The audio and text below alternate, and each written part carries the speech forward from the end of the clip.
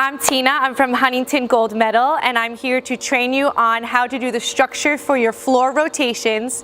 For demonstration purposes, we already have the floor set up, but during your class, you're going to have to go and get your setup. So try to make sure that you are prepared before you get to the floor of what you're going to do skill-wise with your children. So now when you get to your floor station, you're going to have the kids sitting on the side, and you're going to do a little activity with them, whether it's conditioning, they partner up together, do sit-ups, or they do jumping jacks, something to keep them moving while you're quickly setting up your stations. You always want to have your spot station facing the children so that you can see what's going on with your group. You never want to have your back towards the kids, just for safety purposes. At this station, you can do your bridges, back handsprings, or front handsprings with the children. At this station, you can work skills of forward rolls, backward rolls, bridges, bridge kickovers. Reminder for safety reasons that if the children are doing bridges, that they're standing here, they're never going from this way backwards. At your third station, you can have the children practicing cartwheels. If they have cartwheels on the cartwheelinator, have them doing them on the floor. They can also start practicing their round-offs if they already have their cartwheels. This station for number 4, you can have them practicing handstands. Again, these stations can be modified based on the groups of children that you have. Some may be a little bit more advanced than others. Make sure you're pairing children together who have the same skill level. That way you're not pairing someone who has a back handspring with someone who's working on a cartwheel. Make sure they're at the same skill level. No more than 2 children at a station. That way they can rotate quickly. You always want the kids moving. We don't want them sitting around. It's not safe. We want to keep them occupied. And then lastly, when you are done with your stations, you want to play a quick little game with the children. Your curriculum, your director should have a ending game activity for you to play with the children at the end of your class to make it fun. When that game is over, you want to clear away all your stations. Please don't leave it out for the next person who's at that station to have to clear. Again, you'll have your children sitting doing a quick little activity, the sit-ups, the jumping jacks, while you quickly clear away your mats.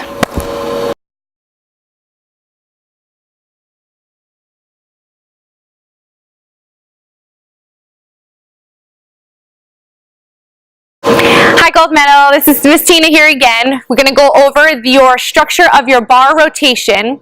Your very first thing that you want to make sure when you get to your bar station is that the bars are tight and secure. Your wires, everything's up and pulled, and that you have safety mats underneath all of your stations before you even get started with the children. So once that's all good to go, you want to set up your stations. You're going to have each kid demonstrate your stations so that they're not just sitting and listening to you talk. So your first station on the uneven bars is going to be your spot station. And this is where you're going to work on your skills, your pullovers, your back hip circles, glides, and kips. So this will be your main spotting station, making sure you're still watching the children who are doing the other stations.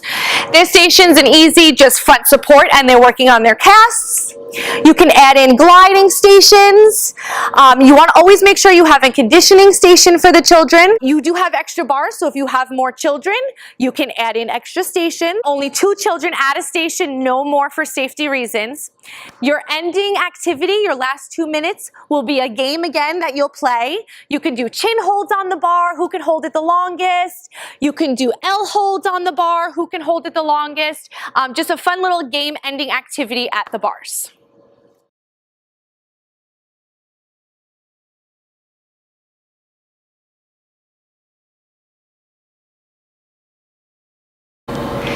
Hi, Miss Tina again.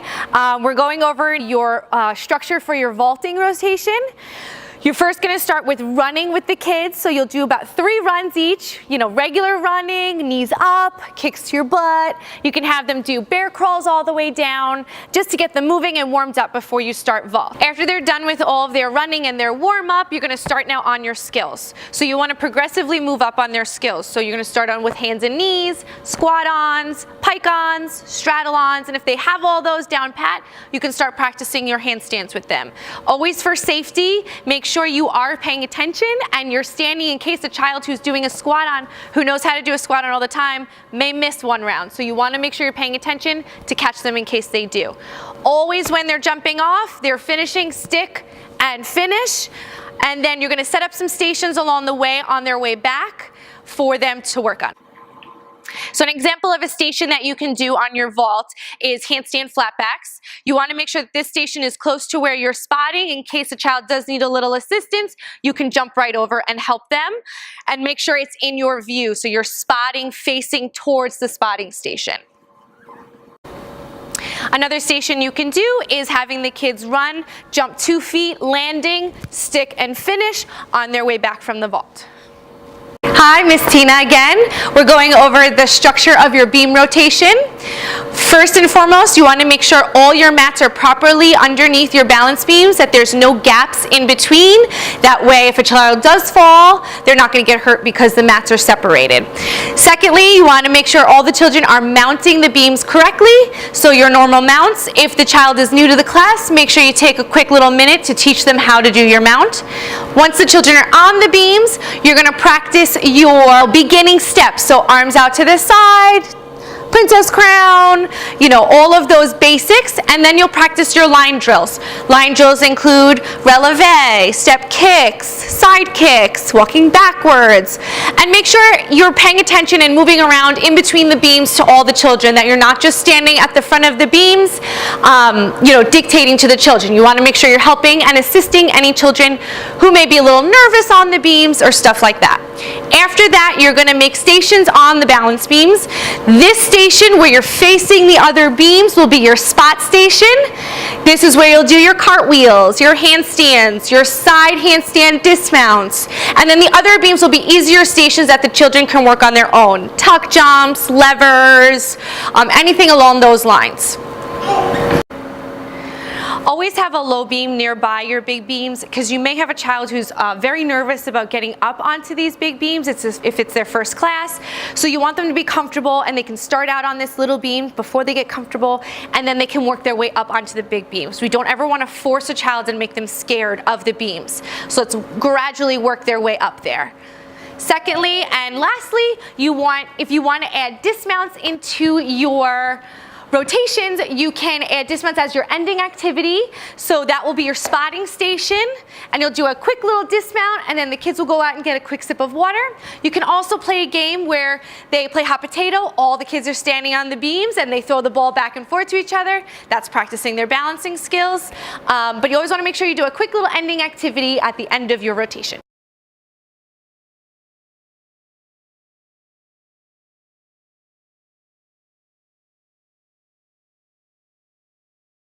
Hi, I'm Miss Tina. We're going to go over the structure of when you go to the trampoline station. First and foremost, safety for the trampoline. Make sure your children are jumping on the middle of the trampoline. It's one at a time on the trampoline. We don't want the kids crashing into each other. You need to be spotting and paying attention while the children are on the trampoline. No front tucks or back tucks. A coach can spot back handsprings if that's what your children skill-wise are up to. You always want to make sure that you have a spot station going so the children aren't just sitting the whole time that you're on trampoline. You can have your floater or your director help you out if you need help with your spotting station.